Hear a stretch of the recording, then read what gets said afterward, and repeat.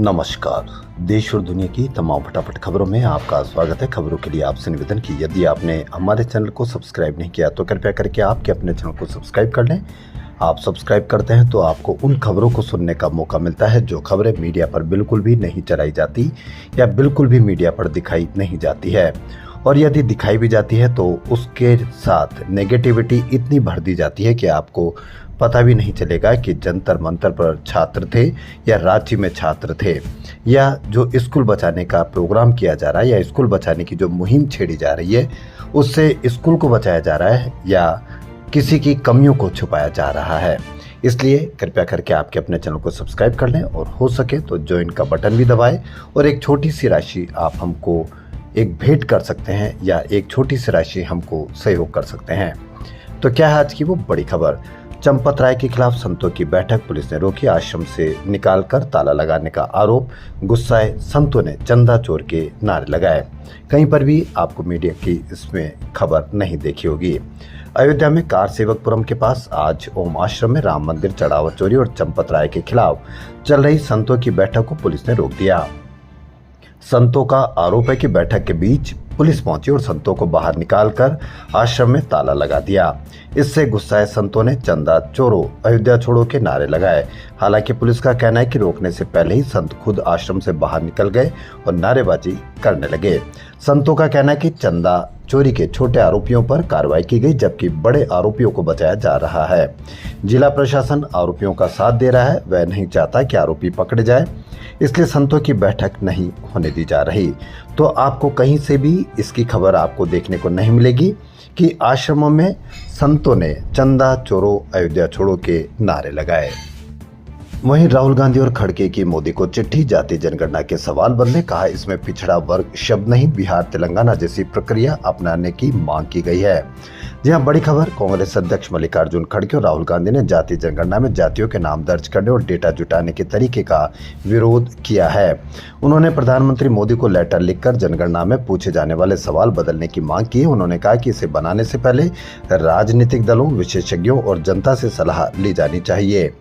जनगणना के सवालों में पिछड़ा वर्ग शब्द नहीं होने पर भी आपत्ति जताई। उन्होंने कहा कि इससे देश में ओबीसी आबादी का सही आंकड़ा सामने आने में परेशानी हो सकती है। तेलंगाना और बिहार जैसी प्रक्रिया अपनाने की मांग की है। यदि सरकार चाहती है कि ओबीसी का असली आंकड़ा या सही आंकड़ा सामने आए तो हो सकता है कि तेलंगाना और बिहार जैसी प्रक्रिया में सही आंकड़े बाहर आए हो, तो इसलिए इसको मानने में कहीं कोई गलत बात नहीं है, क्योंकि यदि मानना है और यदि ओबीसी का भला करना है या ओबीसी का सही आंकड़ा जुटाना है तो इससे मानने में कहीं कोई बुराई नहीं है, चाहे वो खड़गे कहे, चाहे राहुल गांधी कहे या कोई और पार्टी कहे। रांची में हुए छात्र प्रदर्शन पर आपको जबरदस्त तरीके की मीडिया कवरेज मिली, क्योंकि वह जानते हो क्योंकि वह किस तरह से वहां कवरेज दी गई, चर्चा की गई। लेकिन पटना में आज छात्रों पर लाठीचार्ज किया गया, दौड़ाकर पीटा गया, पथराव में वाटर कैनन भी चलाई गई, सीआरपीएफ से झड़प हुई, टीआरई 4 एग्जाम में बदलाव की मांग की गई। आपको कहीं पर भी इसकी कोई बड़ी खबर नहीं मिलेगी। जंतर मंतर पर और रांची के जंतर मंतर के तरह प्रदर्शन के बाद भी बीपीएससी टीआरई 4 में पीटी मैन, नेगेटिविटी मार्किंग हटाने और 100% डोमिसाइल की मांग को लेकर पटना के गर्दनी बाग में छात्रों का आंदोलन जारी है। मंगलवार यानी आज ऑल बिहार स्टूडेंट यूनियन के छात्र सीएम हाउस का घेराव निकले। आपको कहीं पर भी मीडिया की कोई खबर आपको देखने को नहीं मिलेगी, न ही कोई पीड़ितों के बयान देखने को मिलेंगे, न ही कोई आपको जहां रांची की तरह आंदोलन हुआ था उसकी तरह कहीं पर भी इसकी कोई कवरेज देखने को नहीं मिलेगी। न ही कोई मीडिया हाउस आपको पटना की ये खबर दिखाएगा। छात्रों को रोकने के लिए जेपी गोलंबर पर पुलिस के साथ साथ सीआरपीएफ जवानों को भी तैनात किया गया, लेकिन छात्र बैरिकेटिंग तोड़ते हुए डाक बंगला पहुंच गए। इस दौरान छात्रों की सीआरपीएफ जवानों के साथ धक्का मुक्की हुई। प्रदर्शन के दौरान एक छात्र का सिर फट गया जबकि एक छात्रा बेहोश हो गई। पुलिस ने छात्रों को रोकने के लिए वाटर कैनन का इस्तेमाल किया। पानी की बौछार के बीच प्रदर्शन कर रहे छात्र शैम्पू लगाकर नहाते भी दिखे। आजकल वाटर कैनन चलाई जाती है तो छात्र वहां नहाते हुए भी दिखते हैं। सुप्रीम कोर्ट ने मंगलवार को टीएमसी के 20 सांसदों की अयोग्यता पर कार्रवाई तय समय सीमा में करने की बात कही। कोर्ट ने साफ किया कि असली मुद्दा नोटिस जारी करने की औपचारिकता नहीं बल्कि कार्रवाई पूरी करना है। कोर्ट ने 20 बागी सांसदों को नोटिस जारी किया है। याचिका टीएमसी महासचिव अभिषेक बनर्जी ने दायर की है। याचिका में लोकसभा स्पीकर ओम बिरला को दल बदल याचिकाओं पर जल्द फैसला लेने का निर्देश देने की मांग की गई है। 2 महीने बाद फिर जेल से बाहर आया Ram Rahim. Land cruiser Fortuner के काफिले में सिरसा डेरे पहुंचा। 17वीं बार पैरोल फरलो मिली। आपको कहीं पर भी कोई मीडिया चर्चा देखने को नहीं मिलेगी कि कैसे पैरोल और फरलो मिलती जाती है राम रहीम को। डेरा सच्चा सौदा प्रमुख गुरमीत राम रहीम एक बार फिर जेल से बाहर आ गया है। उसकी 21 दिन की फरलो मंजूर हुई है। आज सुबह 6:05 पर वह रोहतक की सुनारिया जेल से बाहर निकला। उसके काफिले में 2 लैंड क्रूजर, 2 फॉर्च्यूनर, 2 इनोवा और 2 पुलिस एस्कॉर्ट वाहन शामिल थे। सुबह करीब 8 बजे वह सिरसा स्थित डेरे में पहुंचा।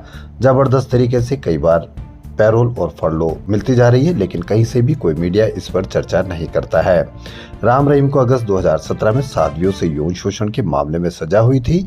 9 साल में यह 17वीं बार है। जी हां, 9 साल में 17वीं बार जब वह पैरोल या फरलो पर जेल से बाहर आया है। इस साल जनवरी में उसे 40 दिन की पैरोल मिली थी। उसके बाद 26 मई को 30 दिन की पैरोल दी गई। 30 दिन की पैरोल पूरी करने के बाद वह 25 जून को सुनारिया जेल वापस लौटा था। उधर पत्रकार रामचंद्र छत्रपति के बेटे अंशुल छत्रपति ने राम रहीम के बार बार जेल से बाहर आने पर सवाल उठाए हैं। उसका कहना है कि राज्य स्तर पर राम रहीम को बार बार पैरोल और फरलो देकर राहत पहुंचाई जा रही है। ये सारी चीजें कहीं न कहीं सवाल खड़े करती है।